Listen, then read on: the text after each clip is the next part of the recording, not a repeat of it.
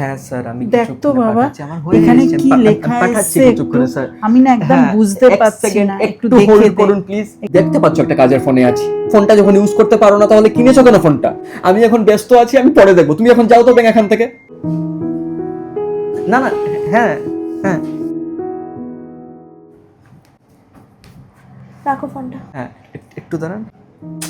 তো উনি তোমার মা হয়, তোমার কিন্তু ওনাকে সম্মান দেওয়া উচিত। হ্যাঁ মানছি আমি ওনার পেছনে লাগি, অনেক কিছু করি মজায় মজায়, বাট কোনো কিছুই কিন্তু সিরিয়াস নয়। কথায় আছে না, দাঁত থাকতে দাঁতের মর্যাদা দেয় না মানুষ। এই ব্যবহারটা মোটেই তুমি ঠিক করোনি। এক্ষুনি চলো, এক্ষুনি সরি বলবে। আর কি দেখতে চাইছিল ফোনে এক্ষুনি দেখিয়ে দেবে। আসো আসো আসো আসো। ছেলেটা আমার ভালো, শুধু বৌমার মনটা কালো। বিশ্বাস কর আমার ছেলেটা খুব সাদাসিধা, ওই ঢেমনি মেয়ে ছেলেটা আমার ছেলেটাকে নষ্ট করে দিল। আরে হ্যাঁ রে, আমার বৌমাই তো কুমন্ত্রগুলো আমার বাবুর কানে ঢালে।